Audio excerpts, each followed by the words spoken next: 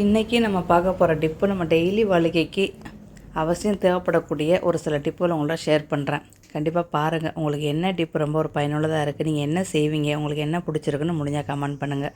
அப்படியே உங்களுக்கு இந்த வீடியோ ரொம்ப பிடிச்சிச்சின்னு இந்த வீடியோக்கு ஒரு லைக் கொடுங்க. உங்களுக்கு எந்த டிப்பு பயனுள்ளதாக இருக்குன்னு முடிஞ்சால் கமெண்ட் பண்ணுங்கள். அப்படியே உங்கள் ஃப்ரெண்டு ஃபேமிலிகளுக்கு நிறையவே ஷேர் பண்ணுங்கள். இப்போ நம்ம வீடியோவில் போகலாமா? வெல்கம் பேக் ஜே மாம் லைஃப் ஸ்டைல். அஸ்ஸலாமு அலைக்கும். ஹாய் ஃப்ரெண்ட்ஸ், எல்லோரும் எப்படி இருக்கிறீங்க? நல்லா இருக்கிறீங்களா?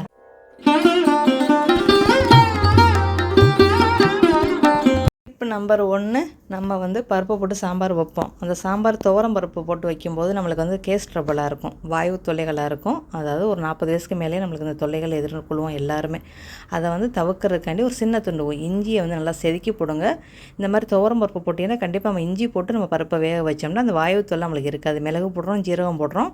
அதையோடு சேர்த்து நீங்கள் இந்த இஞ்சி ஒரு துண்டையும் போடுங்க. ஓகே. அப்புறம் அதே மாதிரி நம்ம பருப்பு வேக வைக்கும்போது ஒரு 1/4 ஸ்பூன் வெந்தயம் போடுங்க. அந்த வெந்தயம் நம்ம எதுக்கு போடுறோம் அப்படின்னா, இப்போ நம்ம காலைல சாம்பார் வச்சுருவோம்ல, சாயங்காலம் சூடு பண்ணும்போது நம்மளுக்கு ஒரு மாதிரி இலைச்சது மாதிரி இருக்கும். அதை தவிர்க்கிறதுக்கு ஒரு 1/4 ஸ்பூன் அளவுக்கு வெந்தயம் போட்டுருங்க. இந்த மாதிரி நீங்கள் வெந்தயம் போட்ட சாம்பாரை கொதிக்க வச்சு பாருங்கள். மறுநாளைக்கு கொதிக்க வச்சு சாப்பிட்டாலும் உங்களுக்கு புதுசாக செஞ்ச சாம்பார் மாதிரியே இருக்கும்.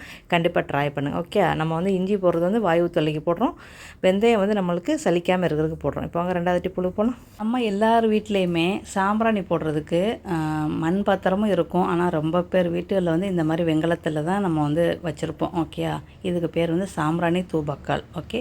இதை இப்போ நம்ம எல்லாத்தையும் சுரண்டி விட்டுட்டோம். சுரண்டி விட்டாலும் இது கழுவுறது, உள்பக்கம் கழுவுறது ரொம்ப சிரமம்.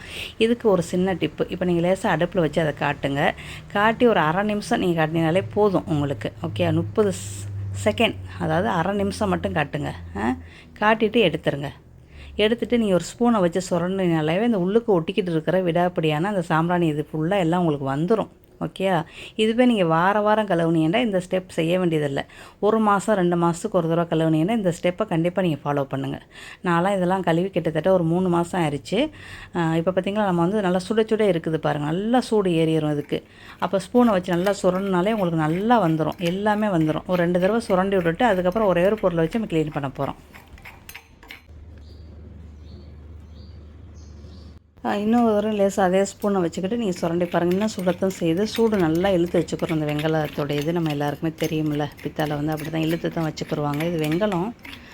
இது நம்ம நல்லா சுரண்டிடணும். இது சாம்பிராணி வைக்கிறதுனால அது அப்படியே ஒட்டிக்கிட்டு இருக்கும் சில நேரத்தில். அதுக்கு தான் நம்ம இது செய்கிறோம். அதுவே நீங்கள் சாம்பிராணி வைக்காத வெங்கல பாத்திரமாக இருந்தால் நீங்கள் ஈஸியாகவே அதை கழுவிடலாம். அது மங்கி போய் மட்டும்தானே இருக்கும், அது ஈஸியாகவே கழுவிடலாம். சூடம் வைக்கிறதுல நம்மளுக்கு லேசாக புகை தான் இருக்கும். இது சாமான் வைக்கிறனால அந்த பிசு தன்மையாக இருக்கும். அதை லேசாக அடுப்பில் கட்டி நீங்கள் எடுத்தினாலே ஈஸியாகவே எடுத்துடலாம். இல்லைன்னா உங்களுக்கு கொஞ்சம் கஷ்டமாக இருக்கும். இப்போ நம்ம கொஞ்சோண்டு புளி, கொஞ்சோண்டு குழம்புக்கு போடுற புளி யூஸ் பண்ணது கிடையாது, யூஸ் பண்ணாத புளி, அதை போட்டு நல்லா தேய்ங்க. இப்போ சுடுது, அதனால் ஸ்பூனை வச்சு நல்லா தேய்ச்சி பாருங்கள். உங்களுக்கு இந்த அழுக்கு போகலை, இன்னும் ரொம்ப இதாக இருக்குது அப்படின்னா கொஞ்சமாக கல் உப்பு ஒரு 1/4 ஸ்பூன் அளவுக்கு இந்த புளியோட சேர்த்து கல் உப்பை போட்டு தேய்ச்சிட்டிங்கன்னா உங்களுக்கு பலவலண்டு போயிடுவாங்க. நான் கல் உப்பு போடவே இல்லை. இதை வச்சு தான் லேசாக மெதுவாக அப்படியே தேய்க்க நல்லா போகுது. தேய்ச்சி உள்புறம் நம்மளுக்கு நல்லா ஊறிக்கிட்டு இருக்கையிலேயே வெளிப்புறத்தையும் நம்ம தேய்ச்சிட வேண்டியது. அதே புளி எடுத்து அந்த வெளிப்புறம் தேய்க்கிறதுக்குள்ளவே நம்மளுக்கு உள்புறம் நல்லா ஊறிடும்ல, அதோட உள்புறத்தையும் தேய்ச்சிட்டாலே உங்களுக்கு தூபக்கால், சாம்பிராணி தூபக்கால் உங்களுக்கு பலபலன்னு நல்லா புதுசு மாதிரி ஜொலிச்சிருவாங்க, தங்க மாதிரி ஜொலிச்சிருவாங்க. கண்டிப்பாக செஞ்சு பார்த்துட்டு ஃபீல்பேக்கை சொல்லுங்கள். தேய்ச்சி பாருங்கள். உங்களுக்கு போகலை அப்படின்னா இந்த புளியோட கொஞ்சம் உப்பை போட்டு தேய்ச்சிருங்க. ரொம்ப கஷ்டம்லாம் பட வேண்டியதில்லை. ரொம்ப ஒரு ஈஸியான முறை தான். ஈஸியாக நீங்கள் ஒரு 5 நிமிஷத்தில் இதை க்ளீன் பண்ணிடலாம். அடுப்பில் கட்ட வேண்டியது, சுரண்டி போட வேண்டியது, புளியை வைக்க வேண்டியது, தேய்க்க வேண்டியது. கொஞ்சம் உங்களுக்கு போகலை அப்படின்னா நீங்கள் என்ன செய்ய வேண்டியது, கொஞ்சம் உப்பையும் சேர்த்து புளியோட சேர்த்து தேய்ச்சிட்டிங்கன்னா உங்களுக்கு அருமையாக போயிடும். இந்த டிப் உங்களுக்கு ரொம்ப பயனுள்ளதாக இருந்துச்சு அப்படின்னா அந்த வீடியோக்கு ஒரு லைக் கொடுங்க. அப்படி நம்ம சேனல் இது வரைக்கும் சப்ஸ்கிரைப் பண்ணிக்கிறங்க. உங்களுக்கு ரொம்ப ஒரு யூஸ்ஃபுல்லாக இருந்துச்சுன்னா உங்கள் ஃப்ரெண்டு ஃபேமிலிக்கு நிறையவே ஷேர் பண்ணுங்கள். ஓகே. இப்போ பார்த்திங்களா, அப்படி தங்க மாதிரி அப்படி ஜொலிக்கிறாங்க. நீங்கள் பூஜை பாத்திரம் தேய்க்கும் போது இந்த புளியை வச்சு நீங்கள் வெங்கல பாத்திரம் தேய்ச்சிங்கன்னா உங்களுக்கு நல்லா பளபளண்டே போயிடும்.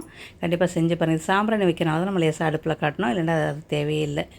அடுத்த டிப்புழு போகலாமா? இது ஈஸ்ட்டு, பன்னு, ரொட்டி, நான், டோனட்டு இதுகளுக்கெல்லாம் நம்ம போடுவோம். நம்ம இந்தியன்ஸ் இதை யூஸ் பண்ணுறது ரொம்ப ரொம்ப குறைவு. இது இருந்துச்சு அப்படின்னா நீங்கள் சீக்கிரமாகவே மாவு அரைக்க மறந்துட்டீங்கன்னா கூட பரவாயில்லை, 1 மணி நேரத்தில் கூட உங்களுக்கு மாவு நல்லா புளிச்சிரும். அந்த டிப்பு தான் பார்க்க போகிறோம். இப்போ நான் வெறும் 1/4 ஸ்பூன் போடுறேன். ஓகே.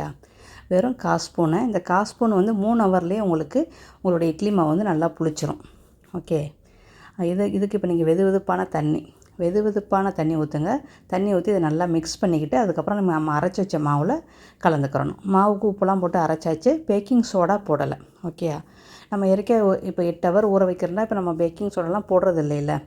அதனால் நம்ம இப்போ ஒரு 4 ஹவர் நம்ம செய்யணும். இப்போ 4 மணிக்கு தான் எனக்கு ஞாபகம் இருந்துச்சு, மறுபடியும் மாவு அரைக்கலையேண்டு. அப்புறம் காலையில் 4 மணிக்கு மாவை அரைச்சி வச்சுட்டு இந்த ஈஸ்ட்டு போட்டு நான் செய்கிறேன். இப்போ நம்ம 7 மணிக்கு நம்ம இட்லி செய்கிறோம் அப்படின்னா இந்த மாதிரி நீங்கள் ஊற வச்சிட்டீங்களே உங்களுக்கு போதும். அதுவே நீங்கள் மறந்துட்டீங்க 6 மணிக்கு தான் ஞாபகம் இருக்குது அப்படின்னா இந்த ஸ்பூனில் 2 ஸ்பூன் அளவுக்கு நீங்கள் போட்டு நல்லா அடிச்சு விட்டு ஊற வச்சுருங்க. உங்களுக்கு 1 மணி நேரத்துலேயும் உங்களுக்கு பொங்கிடும். அதே நேரத்தில் அரை மணி நேரத்துலேயும் உங்களுக்கு பொங்கிடும். ஓகே, அது உங்கள் மாவை பொறுத்து நீங்கள் போட்டுக்கிறங்க. இப்போ எனக்கு இது ஒரு 5 பேர் சாப்பிடக்கூடிய இட்லி மாவு. இதில் இப்போ நம்ம உப்பெல்லாம் போட்டு எல்லாம் அரைச்சி வச்சுருக்கோம். ஈஸ்ட்டு தண்ணியை நல்லா கரைச்சி வச்சுருக்கோம். அதை போட்டு கிண்டி விட்டு மூடி வச்சுருங்க. நான் ஒரு 4 ஹவர் சென்று தான் இதை நான் இட்லி செய்ய போகிறேன், இட்லி ஊற்ற போகிறேன். அவசரத்துக்கு இந்த ஈஸ்ட்டை யூஸ் பண்ணிக்கிறலாம், ஒன்றும் பிரச்சனை இல்லை. இப்போ 8 ஹவர் டைம் இல்லை, இட்லி நாளைக்கு ஊற்றணும் அப்படின்னு நினச்சிங்க அப்படின்னா டக்கு நீங்கள் ரெடி பண்ணிடலாம். இதை இப்போ நம்ம 1/4 ஸ்பூன் போட்டு வச்சுருக்கோம். இதுக்கு நம்ம 4 ஹவர் 3 ஹவர் நம்ம இதை ரெஸ்ட்டில் விடணும். அப்போ நம்மளுக்கு நல்லாவே பொங்கிடும். அதுவே நீங்கள் இந்த ஸ்பூனில் 1 ஸ்பூன் போட்டிங்கன்னா 2 ஹவரில் உங்களுக்கு பொங்கிடும்.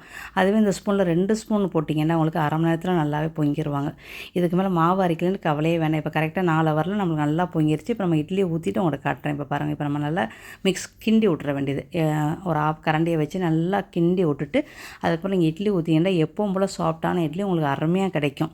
இது ரொம்ப ஒரு நல்ல ஒரு டிப்பு. இது கண்டிப்பாக செஞ்சு பார்த்துக்கிறேங்க. ஓகே, நல்லா சாஃப்டாக நல்லா மாவு பார்த்திங்கன்னா நல்லா நம்ம ஏற்கனவே நான் ரொட்டி பன்னு இதுகளுக்கெல்லாம் நம்ம போடுவோம், டோனட் இதுகளுக்கெல்லாம் போடுவோம். இதைத்தான் நம்ம செய்கிறோம். ஓகே பாருங்கள், இட்லி ஊற்றிட்டு பக்கம் அவங்கள்ட்ட காட்டுறேன் பாருங்கள். எப்பவும் போல் சாஃப்டாக எவ்வளோ நல்லா இருக்குன்னு நீங்களே பாருங்கள். ரொம்ப நல்லாயிருக்கும். இது ஆப்பத்துக்கு நீங்கள் செய்யலாம், அந்த மாதிரி இட்லிக்கு செய்யலாம். கேப்பா ஆப்பம், கோதுமை ஆப்பம், அரிசி ஆப்பம் எல்லா ஆப்பத்துக்குமே இந்த மாதிரி ஈஸ்ட்டை நீங்கள் போட்டு செய்யலாம். செஞ்சு பாருங்கள். போண்டாவை கூட நீங்கள் போடலாம், பண்ணுங்களுக்கு போடலாம், ரொட்டி நானுக்கு போடலாம். எல்லாத்துக்குமே நம்ம போடுற பொருள் தான். இப்போ நம்ம பூண்டில் உருளைக்கிழங்கு வச்சு பாருங்கள். உங்களுக்கு அந்த முடக்கு இந்த சின்ன சின்ன கண்டு மாதிரி வரும் தெரியுமா, அதெல்லாம் வராது. இந்த மாதிரி வச்சு பார்த்துட்டு உங்கள் ஃபீட்பேக்கை சொல்லுங்கள். வச்சு ஒரு 2-3 வாரம் கழித்து நீங்கள் பாருங்களேன், உங்களுக்கு அந்த முடக்கெல்லாம் வரவே வராது. ஏன்னா அந்த பூண்டுடைய ஒரு இது அந்த முடக்கு வர விடாமல் தடுக்குது அப்படின்னு சொல்லப்படுது. செஞ்சு பாருங்கள். ஓகே, அடுத்த டிப் நம்ம இஞ்சி சில நேரத்தில் 1 கிலோ வாங்கிடுவோம். ஏன் குறவா வாங்க வேண்டியதுன்னு நீங்கள் கேட்பீங்க. நம்ம 1/4 கிலோ இஞ்சி நம்ம சின்ன ஃபேமிலிக்கு நம்ம அரைச்சி வைப்போம். அதுவே நம்மளுக்கு 1 மாதம் 1.5 மாதம் வரைக்குமே இருக்கும். அப்போ பேலன்ஸ் இஞ்சி என்ன செய்கிறது, மறுபடியும் எடுக்கும்போது நீர் விட்டுருது. இப்போ நம்ம அடிக்கடி இஞ்சி டீ டெய்லி போட்டிங்கன்னா இது செய்ய வேண்டிய அவசியம் இல்லை. இப்போ என்ன செய்யுங்க, இது நல்லா சுத்தம் பண்ணிவிட்டு இந்த பிளாஸ்டிக் பேக்கில் வேறு வாங்கிட்டு வந்திருக்காங்க கட்டி வச்சதை.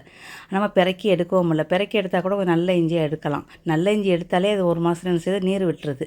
ஐஸ்பெட்டிக்குள்ள உள்ளுக்கு வச்சோம்னா நீர் விட்டுரும். அது எல்லாருக்கும் தெரியும். வெளியே போட்டோம்னா காஞ்சி போய் கண்டு வந்துடுது. இப்போ அதனால் இந்த முறையை ஃபாலோ பண்ணுங்கள். இப்போ அடுத்த முறை உங்களுக்கு வெயில் வைக்கலாம் டைம் இல்லை அப்படின்னு நினச்சிங்க அப்படின்னா இந்த அடுப்பில் வச்சு லேசாக அப்படியே சுடுங்க. இந்த மாதிரி சலடையை வச்சுக்கிட்டு அப்படியே சுடுங்க. சுட்டிங்கனால கொஞ்ச நேரத்துலேயே உங்களுக்கு நல்லா ஆயிரும். நல்லா சூடு நல்லா பொறுக்கும். அதோடு நீங்கள் எடுத்து ஆறின பிறகு ஒரு துணியில் சுற்றி ஒரு டப்பாவில் போட்டு வச்சுருங்க. இல்லைன்னா ஒரு துணி பேக் எல்லார் வீட்லேயும் இருக்கும்ல, அதில் போட்டு வச்சுட்டிங்கன்னா உங்களுக்கு 2 மாதம்னாலும் உங்களுக்கு கெட்டெல்லாம் போகாது.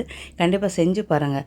சின்ன ஃபேமிலிக்காரங்க கொஞ்சம் கூடுதலாக இஞ்சி வாங்கிட்டீங்கன்னா உங்களுக்கு இது பயனுள்ளதாக இருக்கும். அதுவே நீங்கள் டெய்லி இஞ்சி டீ போடுறீங்க அப்படின்னா இந்த டிப் உங்களுக்கு தேவையில்லைன்னு நினைக்கிறேன். என்ன மாதிரி கொஞ்சம் குறவாக இஞ்சி யூஸ் பண்ணுறவங்களுக்கு இது ரொம்ப ஒரு பயனுள்ளதாக இருக்கும். நிறையா வாங்கிட்டோம்னா அது வீணாக போயிடும். அதனால் இந்த டிப்பை ஃபாலோ பண்ணிக்கிறேங்க. இன்றைக்கி போட்டிருக்கிற டிப் ரொம்ப ஒரு பயனுள்ளதாக இருக்குதா அப்படின்னு சொல்லுங்கள். உங்களுக்கு எந்த டிப் ரொம்ப யூஸ்ஃபுல்லாக இருக்குன்னு முடிஞ்சால் கமெண்ட் பண்ணுங்கள். நெக்ஸ்ட் பேரில் சந்திக்கலாம். Bye, see you.